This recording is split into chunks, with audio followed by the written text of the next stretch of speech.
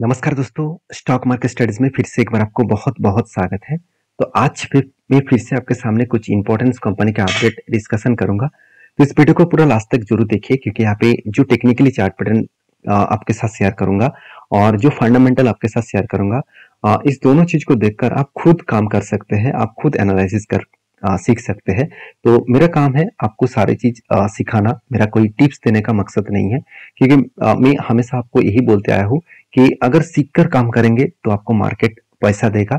अगर आप किसी के टिप्स लेकर काम करेंगे तो हमेशा आपको लॉसेस होने का चांसेस होगा। तो मैं आपको बार-बार बोलता हूँ, मैं जो ट्रेड मैं खुद लेता हूँ वो ही मैं आपके साथ शेयर कर रहा हूँ। मेरा कोई रिकमेंडेशन नहीं है मेरे तरफ से। तो सबसे पहले मैं जिस कंपनी के बारे में डिस्कशन करूँ उसका नाम है ईजी टिप प्लानर। तो ईजी टिप प्लानर के ऊपर बहुत सारे क्वेश्चन मुझे आया है और बहुत सारे लोग मुझे कमेंट्स ये भी करता है, sir continuously easy tip planar के ऊपर तो करेक्शन हुआ है, क्या इस कंपनी फिर से खड़ा नहीं हो पाएंगे? देखिए एक चीज मैं आपको बता दूं, इंडिया के जितने सारे ऑनलाइन टिकटिंग बिजनेस करने वाला कंपनी है उनमें से नंबर वन है आईआरसीटीसी। तो आईआरसीटीसी नंबर वन है और सेकंड पोजीशन में जो है वो है ईजीटी प्लानर। इस कंपनी रेलवे टिकट बुकिंग से लेकर बस से लेकर होटल से लेकर फ्लाइट से लेकर सब कुछ कंपनी टिकटिंग का बिजनेस जो है वो इजी टी प्लानर करते हैं। तो इंडिया के सेकंड पोजीशन में इसका रैंकिंग है और सोचिए कंपनी आज स्टॉक मार्केट में लिस्टिंग है और कंपनी आज धीरे धीरे खुद खुद को रिप्रेजेंट अलग तरीके से कर रहा है, फिर भी कंपनी का ग्रोथ नहीं हो रहा है। तो आज नहीं तो कल उसका ग्रोथ जरूर होगा क्योंकि कंपनी का आरओसी आरओई बेस्ट लेवल में है। कंपनी का एनुअली इनकम भी अच्छा खासा देखने को मिला है। कंपनी का कर्जा बहुत कम है। पी रेशियो कंपनी का देखा जाए तो ठीक ठाक ही है। कंपनी के एवरेज पी रेशियो के बारे में बात करें तो कंपनी के एक टाइम पी रेशियो 122 के आसपास चला गया था और यहाँ से कंपनी का पी रेशियो जो है वो अभी किस लेवल तक आया है आप देख सकते हैं। तो कंपनी के एवरेज पी रेशियो 66 के आसपास है और कंपनी का करंट पी रेशियो 50 के नीचे है। तो इसके बारे में बात करूं तो कंपनी के पी रेशियो ठीक ठाक ही है। कंपनी के कुछ पॉइंट्स मुझे अच्छा लगा, जैसे कंपनी हर साल में खुद का क्वार्टर का अच्छा खासा रिजल्ट पब्लिश करते हैं। कंपनी का सीएजीआर के हिसाब से 5 साल में कंपनी का प्रॉफिट ग्रोथ जो है वो 103% के आसपास ग्रोथ हुआ। कंपनी का आरओई आरओसी 3 साल में 48% के आसपास देखने को मिला। इसका मतलब बेस्ट पॉइंट ऑफ व्यू से यहाँ पे देखने को मिला है। और कुछ कॉन्स भी है, कुछ नेगेटिविटी है, जैसे कंपनी 17 टाइम्स के ऊपर बुक वैल्यू के ऊपर ट्रेड कर रहा है। ये बुक वैल्यू के ऊपर ट्रेड ज्यादा से ज्यादा अगर आपको 100 कंपनी दिखा दूं, 100 में से आपको 95 कंपनी आपको बुक वैल्यू के ऊपर ट्रेड दिखेगा। कुछ 5 कंपनीज के ऊपर आपको शायद बुक वैल्यू के नीचे ट्रेड दिखेगा। तो प्रोमोटर का होल्डिंग्स कुछ कम हुआ है, करीबन 3.60% के आसपास लास्ट कुछ क्वार्टर्स में। और कंपनी के डेटोस डे के बारे में बात करें तो 98 डेज पहले लग रहा था हाथ में पैसा आने के लिए, अभी वो 138 डेज लग रहा है। तो कंपनी की कुछ मतलब पॉजिटिविटी भी आया है, कुछ नेगेटिविटी भी आया है। तो जो जो नेगेटिविटी यहाँ पे देखने को मिला है उसको मैं मेजर नहीं करूंगा क्योंकि इस तरीके से चेंजिंग होता रहता है, मगर जो पॉइंट है पॉजिटिव का वो बहुत स्ट्रांग है। तो इसीलिए इस कंपनी के ऊपर मैं बुलिश हूँ। कंपनी का क्वार्टरली और प्रॉफिट एंड लॉस के बारे में बात करूँ, कंटिन्यूसली कंपनी प्रॉफिट को अलग लेवल से जनरेट किया। तो पहले आपको ये लग रहा होगा कि कंपनी एक टाइम पहले 2012 में 13 में 14 में अच्छा खासा सेल्स कर रहे थे, आज तो सेल्स बहुत कम हो गया। बिल्कुल नहीं, तब सेल्स ज्यादा हो रहा था, उस टाइम एक्सपेंस भी ज्यादा हुआ था, इसलिए कंपनी का प्रॉफिट 1 करोड़ 2 करोड़ के आसपास देखने को मिला था। और आज कितना 140 करोड़ 107 करोड़ 139 करोड़ के आसपास देखने को मिला है। तो पॉइंट ऑफ व्यू से देखा है तो कंपनी में ग्रोथ होने का चांसेस बहुत ज्यादा है और अच्छा खासा ग्रोथ भी हो रहा है। कंपनी इस बार रिजर्व को बढ़ाया और कंपनी इस बार अच्छा खासा कर्जा भी लिया। अभी कहेंगे सर कर्जा इतना क्यों लिया गया? दो कारण की वजह से। पहले तो कंपनी का जो लायबिलिटीज है उसमें ट्रेड रिसीवेबल में कंपनी का 60 करोड़ देना पड़ेगा और उसके साथ साथ कंपनी जो ट्रेड रिसीव भी किया उनमें से कंपनी 163 करोड़ के आसपास कंपनी का ट्रेड रिसीव हुआ। तो इतना ज्यादा का ट्रेड रिसीव होगा तो उस प्रोजेक्ट को इनिशिएट करने के लिए कंपनी के हाथ में पैसा भी तो होना चाहिए ना, मगर कंपनी के हाथ में पैसा कितना है 140 करोड़। तो इसीलिए कंपनी ने कर्जा उठाया। तो ओवरऑल इन्वेस्टर भी कंपनी के ऊपर अच्छा खासा देखने को मिलेगा। एफएसडीएस पब्लिक हर किसी के पास इन्वेस्टमेंट दिखेगा। और कंपनी के जो डिलीवरी के रिपोर्ट के बारे में बात करूं तो कंटिन्यूसली देखिए लास्ट कुछ डेज में कंपनी के ऊपर कंटिन्यूसली डिलीवरी उठाया जा रहा है। तो जब करेक्शन हो रहा है तब डिलीवरी उठाया जा रहा है, इसका मतलब ऑपरेटर माल खरीदना स्टार्ट कर चुके हैं। धीरे धीरे करके देखिए खुद का डिलीवरी किस लेवल तक लेके गए। और इसीलिए मुझे लगता है जिस तरीके से करेक्शन हुआ और जिस रेंज को वो बार बार रिटेस्ट कर रहा है, तो मैं बहुत बार बोल चुका हूँ इस रेंज को अगर मतलब ब्रेकआउट फेल भी हो गया तो वो करेक्शन होगा और करेक्शन होगा तो वो 32 और मतलब 30 रुपीज के आसपास वो आ सकते हैं। और यहाँ से अगर रिवर्सल करे तो बड़ा सा एक धमाका देखने को मिल सकता है। तो मैं फिलहाल के लिए भी अभी भी इंतजार कर रहा हूँ। मैं जब मौका मिलेगा तो मैं जरूर आपके साथ शेयर करूंगा कोई लेवल्स का। तो इंतजार ही अभी ठीक ठाक रहेगा इस कंपनी के ऊपर।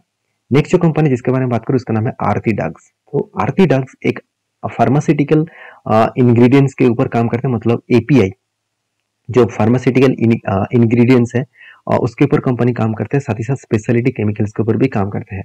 तो एक रिपोर्ट के माध्यम से आपको ये भी बताया था कि यूरोप मार्केट में जो मतलब चाइना ने क्या किया, यूरोप मार्केट को जो केमिकल्स का जो प्रोडक्ट है वो सस्ते दामों में बेच रहा है, मतलब डिस्काउंट में बेच रहा है।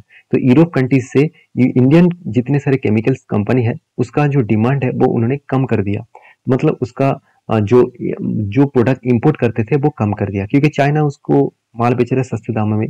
तो उसको ये नहीं पता कि चाइना का माल उतना खास अच्छा नहीं होता, तो फिर भी देखा जाएगा कितने दिनों तक वो माल खरीदते हैं।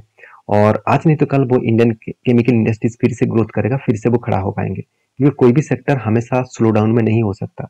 चाहे वो 2-3 साल लगा दे, फिर भी वो जब भागना स्टार्ट करेंगे तो तेजी देखने को मिलेगा। जैसे ऑटो सेक्टर 2018 से लेकर 2021 तक जो परफॉर्मेंस दिखा वो कितना कितना खराब था, आप देख सकते हैं 2020 तक कितना परफॉर्मेंस खराब था।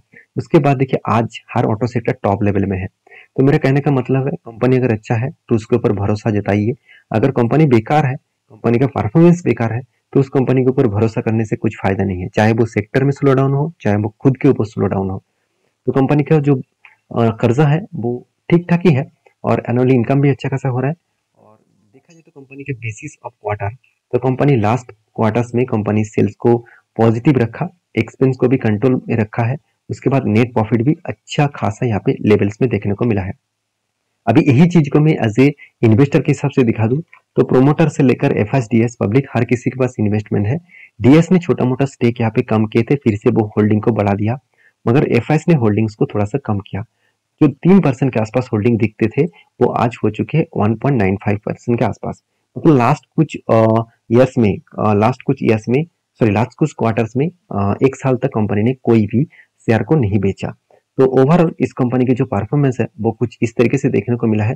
अगर मैं कंटिन्यूसली इसके परफॉर्मेंस दिखा दूं तो लास्ट अप्रैल मई जून जुलाई हर मंथ में इसके ऊपर बाइंग किया जा रहा है, यहाँ पे एक प्लस पॉइंट के हिसाब से देखने को मिला है। अभी रही बात इस कंपनी के ऊपर चार्ट पैटर्न्स का, तो मैंने आपको पहले भी मेंशन किया, तो यहाँ पे एक बिग जैसे देखा जाए तो एक बिग कप बना और उसके बाद एक हैंडल भी क्रिएट हो रहा है। तो हैंडल अभी तक फाइनल नहीं हुआ, तो जब फाइनली हैंडल क्रिएट हो जाएगा तो मैं आपको मेंशन करूंगा एक बिग एंट्री यहाँ पे बन सकते हैं, क्योंकि इसका जो टॉप लेवल है मेरे हिसाब से हायर लेवल के नीचे कोई एंट्री बना है, तो मेरे हिसाब से उस एंट्री लेवल इजीली अचीव करने के लिए वो जरूर कोशिश करेंगे। तो यही ऑपरेटर गेम है, यही ऑपरेटर गेम को आपको समझना पड़ेगा। तो नेक्स्ट जो कंपनी है जिसके बारे में बात करूं उसका नाम आप देखेंगे तो ईएस बैंक। तो ईएस बैंक के ऊपर एक बहुत शानदार टेक्निकली चार्ट पैटर्न्स बना है और कंटिन्यूसली ईएस बैंक के ऊपर तेजी भी देखने को मिला है, और इसके पीछे कुछ कारण भी है। सबसे पहले मैं जो कारण मैं आपके साथ शेयर करूंगा, कंपनी के जो क्वार्टरली रिजल्ट इस बार हुआ, कंपनी पिछले सालों के रिजल्ट की तुलना से इस बार रिजल्ट अच्छा खासा किया, एक्सपेंस को भी कंट्रोल में रखा, और कंपनी जो लॉस करते थे उस लॉस को कंपनी रिकवरी किया, और कंपनी यहाँ पे प्रॉफिट भी किया। पिछले सालों की तुलना से इस बार कंपनी का ज्यादा प्रॉफिट हुआ। और सबसे बड़ी बात क्या है आप जानते हैं, इस कंपनी के ऊपर जो बेस्ट पॉइंट लगा, लास्ट फ्यू क्वार्टर्स में देखेंगे, लास्ट 3 साल के क्वार्टर्स देखेंगे तो इसका जो नेट एनपीए था वो 4, 4.5, 5% के आसपास देखने को मिला था। वो एनपीए अभी कम होकर कितना हो गया, सिर्फ 1% के आसपास। इसका मतलब कंपनी खुद को अलग लेवल से रिप्रेजेंट किया, अलग तरीके से खुद को रिप्रेजेंट किया, जिसके चलते है अपकमिंग कुछ ईयर्स में इस कंपनी का ग्रोथ बहुत तेजी से हो सकते हैं, क्योंकि जब कंपनी का एनपीए कम होता है तो कंपनी का मैनेजमेंट अच्छी तरीके से काम कर रहा है, यही एक नमूना देखने को मिलते हैं। तो नेट प्रॉफिट और बैलेंस शीट के बारे में बात करूं तो कंपनी देखिए अच्छा खासा रिजर्व भी बढ़ाया, और कंपनी इस बार अच्छा खासा कर्जा भी लिया। जो कर्जा कंपनी का पिछले बार कम हुआ था, पिछले 2 क्वार्टर्स में 3 सालों में कंपनी का कम देखने को मिला था, इस बार कर्जा ज्यादा हुआ। कर्जा तभी आरबीआई इसको देते हैं, तभी इस कंपनी के ऊपर लोग पैसा रखते हैं करंट अकाउंट और सेविंग अकाउंट्स में, जब कंपनी अच्छा है। मान के चलिए कोई बैंक बेकार है, कंपनी बैंक डूबने का चांसेस है, तो उस कंपनी के ऊपर क्या कोई पैसा रखेंगे, बिल्कुल नहीं ना। तो येस बैंक तो पूरा का पूरा बर्बाद होने वाले थे, मतलब बंद होने वाले थे। गवर्नमेंट ने इसको सपोर्ट दिया और गवर्नमेंट ने इसको खड़ा किया, क्योंकि इस कंपनी के ऊपर एज ए डीएस के बारे में बात करूं, आप देखेंगे तो स्टेट बैंक ऑफ इंडिया को बोला गया कि आप इस कंपनी के ऊपर ज्यादा इन्वेस्ट करें, और कि उस इन्वेस्ट के कारण इस बैंक आज टिक पाया है। अगर गवर्नमेंट इसको हेल्प नहीं करता तो आज येस बैंक बंद हो जाता।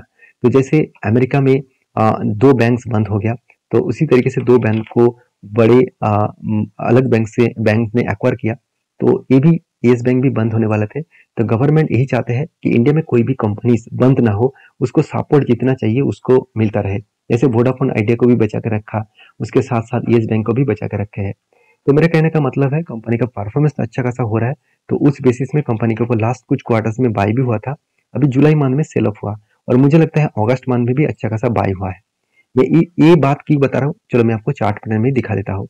अगर चार्ट पैटर्न के बारे में बात करूँ तो ध्यान दीजिएगा, तो अगस्त मंथ का जो डेटा है वहाँ पे कंटिन्यूसली बाइंग जर्नी दिखाया, तो एक शोल्डर कम हेड कम शोल्डर बनाया। और रही बात कंपनीज के कुछ डिटेल्स के बारे में, तो मैं एक पॉइंट्स में आपके साथ शेयर करूँ, ध्यान से इस चीज को देखना। कंपनी किस तरीके से कंफर्मेशन दिया है इस एंटी लेवल मतलब इस स्विंग ट्रेडिंग के लिए। पहली बात, शोल्डर कम हेड कम शोल्डर बना। पहली बात, यहाँ पे एक रेंज बना था, इस रेंज को कंपनी ने क्या किया, ब्रेकआउट किया। इसका मतलब पहले यहाँ पे ब्रेकआउट भी हुआ और ब्रेकआउट यहाँ पे कंफर्मेशन कर दिया।